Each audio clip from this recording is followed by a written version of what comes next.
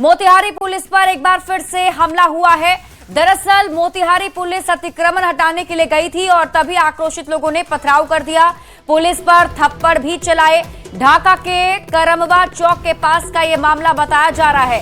चौकीदार को बंधक बनाकर पिटाई कर दी गई। लोगों ने पुलिस को खदेड़ कर भगा दिया। 25 से 30 अज्ञात लोगों पर केस दर्ज हुआ है। 12 नामजद लोग पर मुकदमा दर्ज किया गया है। तो इस वक्त की बड़ी खबर आपको मोतिहारी से बता रहे हैं, जहां पुलिस टीम पर हमला हुआ है। तस्वीरें भी आपको दिखा रहे हैं टीवी स्क्रीन पर। यह तस्वीर देखिए, जहां पर एक चौकीदार को लोगों ने बंधक बनाया और उसके बाद उसकी भी पिटाई कर दी। न्यूज 18 संवाददाता अवनीश कुमार अधिक जानकारी के साथ जुड़ गए। अवनीश, क्या कार्रवाई अब तक इस पूरे मामले में? मोतिहारी के ढाका थाना के करमुआ चौक पर यह घटना घटी है और भारतमाला रोड के अतिक्रमण पर जो अतिक्रमण लगा है उसी को हटाने गई थी पुलिस और लोग आक्रोशित हो गए। अतिक्रमणकारी आक्रोशित हो गए और पुलिस के साथ पत्थरबाजी किया। पुलिस के साथ मारपीट की भी घटना सामने आई है और जो चौकीदार है, स्थानीय चौकीदार, उसको उन लोगों ने पकड़ लिया और उनकी भी पिटाई की। देखिए, अभी तक जो कार्रवाई हुई है 25 से 30 अज्ञात लोगों और 12 नामजद लोगों के खिलाफ में मुकदमा दर्ज हुआ है NHAI के अधिकारियों के आवेदन पर। और पुलिस के साथ ये एक बार फिर जो है इस तरह की घटना घटी है। पुलिस के लिए भी ये चिंता का विषय जरूर है कि आखिर लगातार पुलिस पर हमले क्यों हो रहे हैं। पिछले दिनों पताई में इस तरह के हमले हुए और अब जो है ढाका के करमुआ में जो है वो घटना घटी है। NHAI के द्वारा सड़क बनाया जा रहा है भारतमाला, जो बरगिनिया से लेकर चोरमा तक बना और कई जगहों पर अभी भी सड़क के किनारे अतिक्रमण है और NHAI के द्वारा पहले से भी आवेदन दिया गया था अतिक्रमण हटाने को लेकर। और पुलिस वहां जब गई, अतिक्रमण हटाने गई, अतिक्रमणकारियों ने पत्थर चलाए, लाठी डंडे भी चलाने शुरू किए। पुलिस वहां से भाग गई, लेकिन एक चौकीदार जो है वो पकड़ा गया और चौकीदार को पकड़कर लोगों ने उसके साथ भी हाथापाई की। पुलिस पूरे मामले पर अभी चौकीदार को लेकर क्या अपडेट है अवनीश? क्या उन्हें छुड़ा लिया गया है और उनकी हालत कैसी बताई जा रही है? नहीं, चौकीदार को चोटें जरूर लगी है, लेकिन पुलिस ने उसके बाद उसको छुड़ा लिया और पुलिस ने NHAI के अधिकारियों के आवेदन पर जो है 20 से 30 अज्ञात और 12 नामजद लोगों के खिलाफ में मुकदमा दायर किया गया। उनको भी गिरफ्तार किया जा रहा है। लेकिन सबसे बड़ा सवाल यही है कि आखिर बार बार बिहार पुलिस पिट क्यों जा रही है? क्या उतनी तैयारी के साथ पुलिस मौके पर नहीं पहुंचती है? हाँ बिल्कुल, देखिए, लगातार पुलिस मुख्यालय के द्वारा भी ये निर्देश जरूर दिया गया है कि कहीं भी अगर अतिक्रमण हटाने जाएं या किसी को गिरफ्तार करने जाएं तो SOP है, SOP के अनुसार जाएं। लेकिन इन दिनों लगातार जो घटनाएं घट रही हैं, पुलिस के साथ हाथापाई तक की नौबत आ जा रही है, मारपीट तक की नौबत आ जा रही है। ये बड़ा चिंता का विषय हमें लगता है कि पुलिस पूरी तैयारी के साथ नहीं जा पाती। ठीक है अवनीश, आप इस खबर पर नजर बनाकर रखिए। शुक्रिया इस अपडेट के लिए। बढ़ेंगे आगे और अगली खबर आपको राजधानी पटना से दिखाते हैं, जहां अपराधियों का तांडव एक बार फिर सामने आया है। बीच सड़क पर बदमाशों ने 22 साल के युवक अमन को दौड़ाकर चाकू मार दिया, जिससे वो गंभीर रूप से घायल हो गया है। घटना के बाद से इलाके में अफरा तफरी मच गई। स्थानीय लोगों ने घायल को PMCH में भर्ती करा दिया है, जहां उसकी हालत अभी नाजुक बताई जा रही है। सूचना पर पहुंची है पुलिस की टीम। FSL टीम भी मामले की जांच में जुटी हुई है। CCTV फुटेज के आधार पर आरोपियों की पहचान कर ली गई है और पुलिस के अनुसार मामला आपसी रंजिश का बताया जा रहा है। जो तस्वीर हम आपको दिखा भी रहे हैं, ये CCTV फुटेज है। इसी के आधार पर अब पुलिस की टीम जांच पड़ताल कर रही है। लेकिन आप तस्वीरों में देखिए किस तरीके से युवक को बीच सड़क पर दौड़ाकर चाकू मार दिया जाता है। ऐसे में कई सारे सवाल हैं जो उठ रहे हैं और न्यूज 18 ये सवाल पूछता है कि राजधानी में बीच सड़क पर चाकूबाजी की कैसी घटना। और सवाल ये भी, क्या अपराधियों में खाकी का खौफ खत्म हो गया है? सवाल ये भी उठ रहे हैं, आखिर पटना पुलिस क्या कर रही है?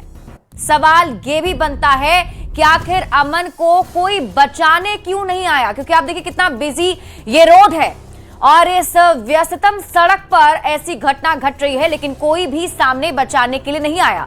क्या अपराधी यूं ही बेलगाम घूमते रहेंगे? सवाल ये भी, अपराधियों में डर और खौफ क्यों नहीं है? तो ये तस्वीरें कई सारे सवाल भी खड़े करती है जो हम आपको दिखा रहे हैं। न्यूज 18 संवाददाता धर्मेंद्र कुमार अधिक जानकारी के साथ जुड़ गए हैं। धर्मेंद्र, क्या अब तक पहचान हो पाई आरोपियों की? जिस तरह से पुलिस का कहना है कि नहीं हो पाई है और कहीं ना कहीं पटना पुलिस पूरी तरह से सवालों के घेरे में है, क्योंकि इधर से जिस तरह की घटनाएं हुई है पटना और आसपास राजधानी के इलाकों के आसपास घटनाएं हुई है, उन तमाम घटनाओं को पटना पुलिस पर सकते हैं। और जिस तरह से देखो आदि युवक को चाहे तो मानवीय संवेदना पर भी सवाल खड़े होते हैं कि लोग बचाने क्यों नहीं पहुंचते हैं। तो युवक पहुंचते हैं, लड़के को चाकू मारते हैं और फिर आराम से चलते बनते हैं। तो कहीं ना कहीं एक संवेदना का भी मामला बनता है और पुलिस की जो नाकामी है वो लगातार राजधानी और बिहार के कई हिस्सों में इस तरह की घटनाओं में देखने को मिल रही है। जी ठीक है धर्मेंद्र, आप इस खबर पर नजर बनाकर रखिए, शुक्रिया इस अपडेट के लिए। और अगली बड़ी खबर आपको खगड़िया से दिखाते हैं। बच्चा चोरी के आरोप में नाबालिग की पिटाई कर दी गई। सोशल मीडिया पर तेजी से वीडियो वायरल हो रहा है। हालांकि न्यूज 18 इस वायरल वीडियो की पुष्टि नहीं करता है, लेकिन बताया जा रहा है कि मौसी के घर नाबालिग गई थी, पिटाई के बाद खेत में बेहोश मिली है। आरोपियों के खिलाफ मामला दर्ज कर लिया गया है। तो खगड़िया से आपको इस वक्त ही बड़ी खबर बता रहे हैं, जहां नाबालिग की पिटाई की गई है और ये वीडियो अब सोशल मीडिया पर वायरल है। बताया जा रहा है कि बच्चा चोरी के आरोप में नाबालिग की पिटाई की गई।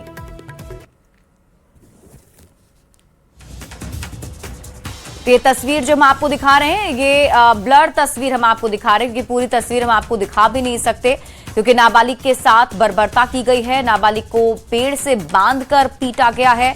बताया जा रहा है कि मौसी के घर नाबालिग गई थी और तभी लोगों को बच्चा चोर होने का शक लगा और लोगों ने उसकी पिटाई कर दी है। मोतिहारी से बड़ी खबर मिल रही है। सुगौली में साहिल पर लव जिहाद का आरोप है। हिंदू लड़की को अगवा करने का आरोप लगा है। नाबालिग को प्रेम जाल में फंसाने का आरोप है। बजरंग दल और हिंदू संगठनों का विरोध। छत्तीसगढ़ से मोहम्मद साहिल को गिरफ्तार किया गया। सुगौली के पजियरवा गांव का ये मामला बताया जा रहा है। और देखिए, इस लव जिहाद के मामले को लेकर के लोगों में भी आक्रोश दिख रहा है, जिसमें बताया जा रहा है कि बजरंग दल और हिंदू संगठनों ने विरोध भी जताया है। छत्तीसगढ़ से मोहम्मद साहिल को गिरफ्तार किया गया। सुगौली के पजियरवा गांव का यह मामला बताया जा रहा है।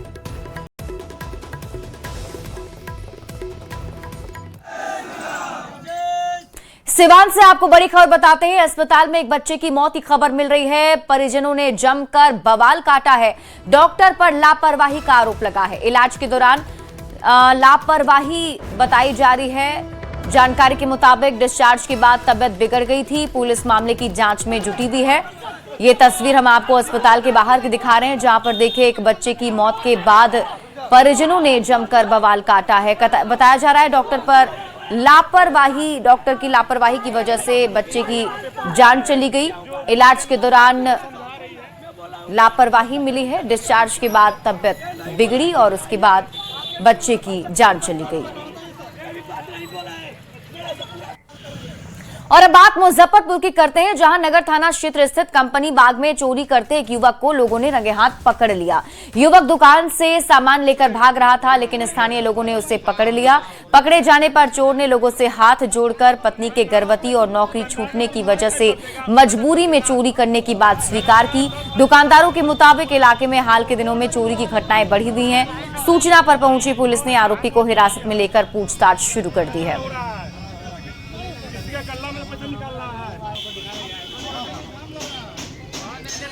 खबर आपको सिवान से बताते हैं, जहां एक महिला को ठगी का शिकार बनाया गया है। ठगी का सीसीटीवी फुटेज भी सामने आया है और इस तस्वीर को भी आप देखेंगे तो उसे समझ में आएगा किस तरीके से ठगों ने महिला को शिकार बना लिया। वीडियो में देखा जा सकता है 3 से 4 युवक महिला से बात कर रहे हैं। नगर थाना क्षेत्र के रामनगर में शिव मंदिर के पास महिला मंदिर में पूजा करने के बाद अपने एक रिश्तेदार के घर जा रही थी और इसी दौरान लक्ष्मी नर्सिंग होम के पीछे 3 से 4 युवकों ने खुद को पुलिसकर्मी बताकर उन्हें रोक लिया। युवक महिला के गहने चेक करने लगे और इसी दौरान आरोपियों ने चालाकी से महिला के हाथ से 4 कंगन और गले का एक चेन उतार लिया और उसे नकली गहने थमा दिए। हमको पहचानती नहीं हो तो हम नहीं पहचाना आते को मैडम के नाम धले हमरा बुझे में जीवे घबरा गइला। पहचानती हो हमको इन्ना हम चंडीगढ़ से आई बन भोसू के घर बता जाते चंडी लड़के आई बन हम तो देख ले तब तक ले गहना पहनने बनी ये थी चेकिंग चलता है 10 दिन से ये चेकिंग चलता है। वो मैडम के दुकान ना धके वो मैडम की चोरी हो गई तो सरकार के नियम बजे के मैडम और गाड़ी के गहना मत नहीं तो 2000 रुपया फाइन अवे लागे। हम मंदिर से 2000 रुपये कहाँ से तले एगो और बेटवा रहे हैं तो चैन टी शर्ट पहनले रहे हैं वो बैग ले रहे चैन निकालिए नहीं तो 2000 रुपये दीजिए। बड़ी खबर आपको सासाराम से बताते हैं, जहां राजपुर प्रखंड के सहकारिता पदाधिकारी जनार्दन कुमार को निगरानी ने गिरफ्तार कर लिया है। वो पैक्स प्रबंधक प्रशांत कुमार से 10,000 रुपया रिश्वत ले रहे थे। बता दें, धान खरीद के बाद पैक्स का भौतिक सत्यापन करने के लिए 10,000 रुपए रिश्वत मांगा जा रहा था और जिसको लेकर प्रशांत कुमार ने निगरानी से संपर्क किया। निगरानी की टीम ने बीसीओ जनार्दन कुमार को गिरफ्तार कर लिया है। बाद में गिरफ्तार बीसीओ के आवास की भी जांच की गई। पैक्स का गोदाम का फिजिकल जो है वेरिफिकेशन के लिए वो जो है सत्यापन रिपोर्ट समर्पित करने के लिए उनसे 10,000 रुपये रिश्वत के रूप में बीसीओ जो है जनार्दन कुमार के द्वारा मांगा जा रहा था।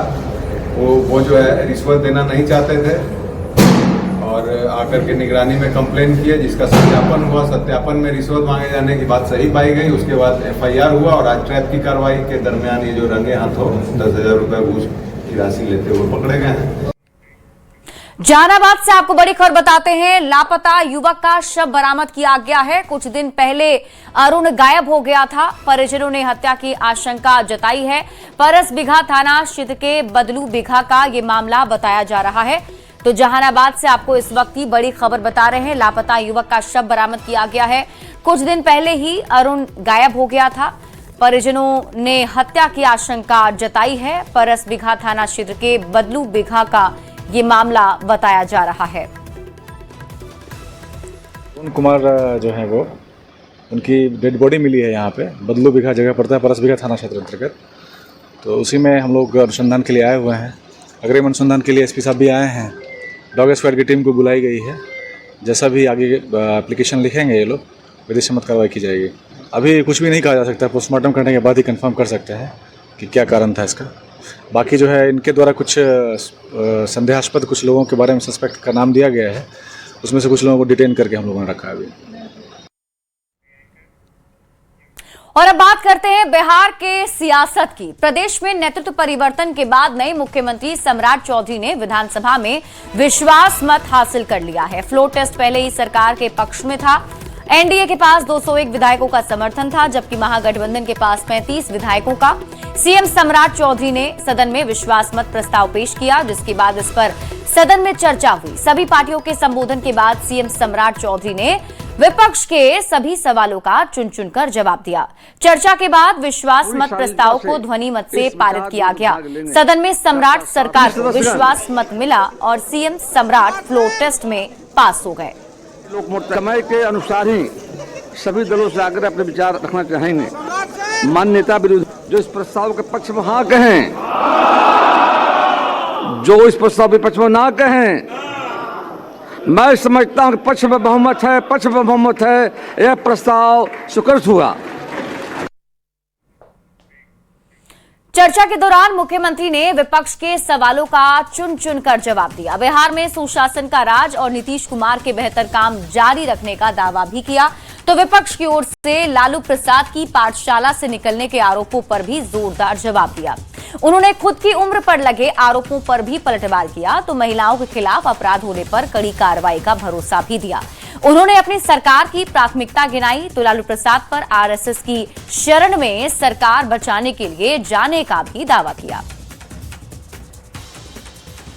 महोदय, आप जानते हैं कि पिछले 20 वर्षों से अधिक समय से बिहार में एनडीए की सरकार चल रही है और एनडीए की सरकार ने लगातार किसानों की चिंता की, मजदूरों की चिंता की, गरीबों की चिंता की और सबसे अधिक बिहार में सुशासन स्थापित करने का काम नीतीश कुमार जी के नेतृत्व में होता रहा। साथियों, कुछ लोगों को लगता है हमारा पाठशाला, यही बपौती से बाहर निकलिए। किसी की बपौती नहीं है ये सत्ता। ये जो मुख्यमंत्री का पद है, ये 14 करोड़ बिहारियों का आशीर्वाद है, इसलिए आज मैं बैठा हूं। महिलाओं का सम्मान करना पड़ेगा और मैं तो गारंटी देता हूं कि स्पष्ट तौर पर बिहार की पुलिस काम करेगी और महिलाओं के तरफ कोई भी गलत नजर उठाता है तो उसको पताल से भी निकालने का काम हमारी पुलिस करेगी। साथियों, शराबबंदी पर विजय चौधरी का बयान सामने आया। शराबबंदी के लिए नीतीश कुमार को उन्होंने धन्यवाद दिया। सीएम सम्राट का भी आभार जताया। उन्होंने कहा कि शराबबंदी थी और आगे भी रहेगी। शराबबंदी का गलत अर्थ निकाला गया। विपक्ष कह रहे थे कि 25 से 30 फिर से नीतीश, और ये अभी भी हमारे मुख्यमंत्री के बनने के बाद भी कह रहे हैं कि आज की सरकार, नई सरकार भी नीतीश कुमार के रास्ते ही चलेगी। महोदय, तो फिर नीतीश कुमार में दिक्कत कहाँ है? 25 से 30 फिर से नीतीश, और नीतीश के ही काम, नीतीश का ही रास्ता चलेगा। ये तो हमारे मुख्यमंत्री जी ने अनेक अवसरों पर महोदय ये बता दिया है, इसलिए इसमें किसी को संशय होने की कोई आवश्यकता नहीं। शराब पीने के बाद आदमी का व्यवहार पशुवत हो जाता है, जानवर जैसा हो जाता है। सरकार ने, हमने संविधान में महोदय अनुच्छेद 47 देख लीजिए, उसमें हमने ये वादा किया है देश की जनता से कि औषधीय प्रयोजनों को छोड़ के, मैंने जब दवा दारू के रूप में लेना हो, हम कोई भी नशीला या मादक पेय के व्यवहार को रोकेंगे। ये सरकार को दायित्व दिया गया है, सरकार से अपेक्षा की गई है। और महोदय, हमारे मुख्यमंत्री जी ने इसमें पहल की, अब सब लोगों ने मदद किया। तो हम सिर्फ इतना कहना चाहते हैं कि आप भी मानते हैं कि ये चीज़ गलत है, कहीं पर कोई घटना घटती है, कोई नहीं आप लोग बोलते हैं कि भाई पीते क्यों हो। जिस चीज़ के करने से जान जा रही है और पीने से अगर किसी की जान गई है तो ये तो इस कानून का औचित्य बताता है महोदय। और मैं बधाई, धन्यवाद देता हूं मुख्यमंत्री जी को कि इन्होंने साफ साफ कहा है कि ये कानून है और आगे भी चलेगा। ये महोदय हमारे मुख्यमंत्री जी ने घोषणा कर दी। बीजेपी के राष्ट्रीय प्रवक्ता सैयद शाहनवाज हुसैन ने मुख्यमंत्री सम्राट चौधरी के विश्वास मत हासिल करने पर खुशी जताई है।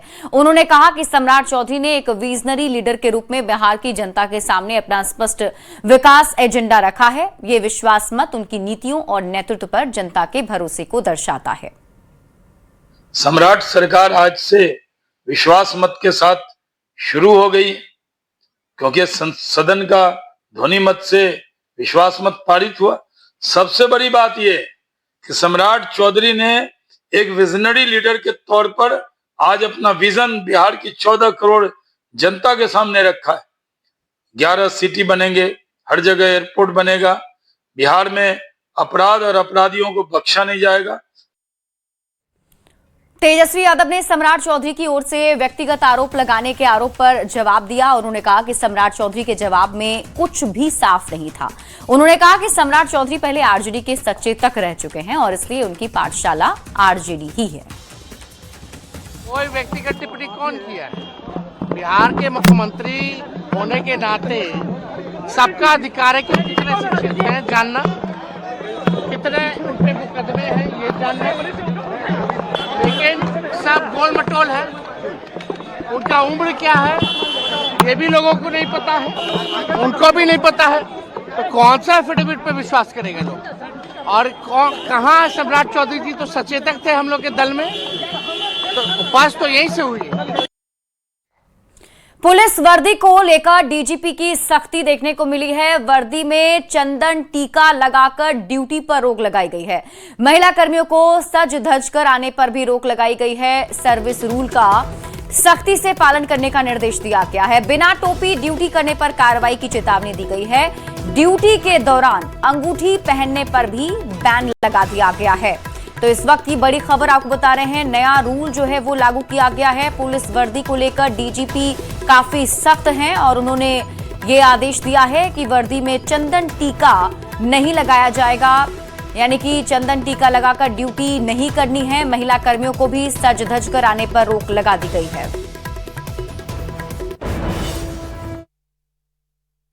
वर्दी पहन करके आप टीका चंदन नहीं लगा सकते हैं। यदि आप कहीं पे लगा दिए 1 सेकंड के लिए लगा करके उसको हटा दीजिए। यदि आप लगाना 1 सेकंड के लिए यदि है भी तो टीका चंदन नहीं लगा सकते हैं। आपको वर्दी यदि पहने हुए हैं तो आप 10 उंगली में अंगूठी नहीं पहन सकते हैं। अलंकरण, किसी भी प्रकार का अलंकरण वर्जित है वर्दी के साथ। तो इन सभी चीजों के लिए सब लिखा हुआ है। इवन महिलाओं के लिए हम लोगों ने आदेश निकाला तो उसमें लिखा था कि आप इस प्रकार का यदि यूनिफॉर्म पहने हुए हैं तो आप पूरा कान नाक मुंह में पूरा साज सज्जा डायमंड सोना नहीं पहन सकते हैं। और अब बात करते हैं भीषण गर्मी की। सासाराम में भीषण हीट वेव ने जनजीवन को बुरी तरह प्रभावित कर दिया है। तापमान 42 डिग्री पार पहुंचने से लोगों को भारी परेशानी झेलनी पड़ रही है। गर्म हवाओं के थपेड़ों ने हालात और मुश्किल बना दिए हैं, जिससे कामकाजी लोगों का घर से निकलना कठिन हो गया है। सुबह से ही तेज धूप लोगों को बेहाल कर रही है। राहत के लिए लोग सत्तू, लस्सी, नींबू पानी और आम पन्ना का सहारा ले रहे हैं। सासाराम में भी गर्मी की तपिश देखने को मिल रही है और पूरा जिला जो है वो हीट वेव की चपेट में है। और जैसे जैसे दिन चढ़ता है तापमान और ऊपर चला जाता है और जनजीवन प्रभावित हो जाता है। लोगों को, खासकर वैसे लोग जो दिनचर्या काम के लिए घर से निकल रहे हैं, उन लोगों की परेशानी काफ़ी बढ़ गई है। रोहतास जिला की अगर बात करें तो सबसे ज़्यादा गर्मी डेहरी और सोन में देखने को मिल रही है। तापमान 42 से लेकर 44 डिग्री तक पहुँच गई है। मैं अभी हूँ सासाराम में और सासाराम का ये नज़ारा है। धूप काफ़ी तेज है और लोग जो हैं काफ़ी मुश्किल से घर से निकल रहे हैं। लोगों से अपील की जाती है कि वो कम ही घर से निकले, काफ़ी जरूरी हो तभी घर से निकले। आप देख सकते हैं कि लोग जो हैं अपने गला को तर करने के लिए शरबत पी रहे हैं और गर्मी को भगाने के लिए आम का पन्ना हो, सत्तू हो, नारियल पानी हो आदि का सेवन कर रहे हैं। गर्मी तो लगातार बढ़ रहा है। जनजीवन अस्त व्यस्त है। बाहर निकल रहे हैं तो लोग या तो गमछा तौलिया अपने को लपेट के छाता के साथ निकल रहे हैं। और सरकारी निर्देश से अपना भी है कि कम से कम बाहर निकले, जब होती है आवश्यक काम हो तभी लोग बाहर निकल रहे हैं।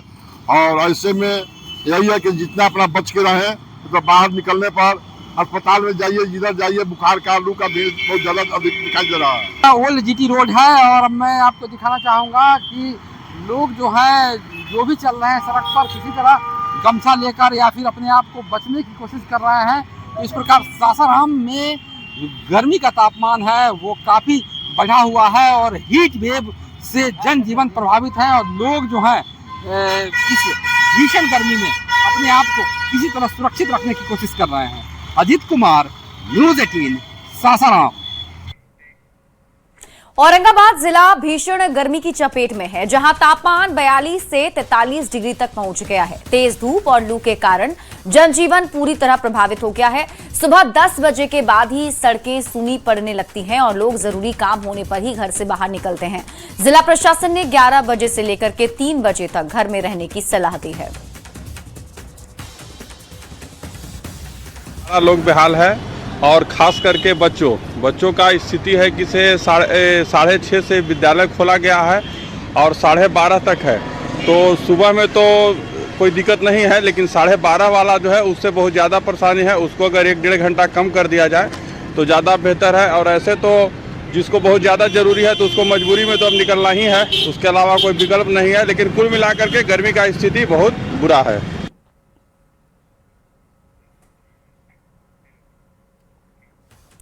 और अब आपको बता दें कि गर्मी की वजह से परेशानी काफी ज्यादा बढ़ती चली जा रही है। राजधानी पटना में भी प्रचंड गर्मी के वजह से लोग तो परेशान हैं ही। जू में भी गर्मी से बाघ खुद को बचाता हुआ नजर आया।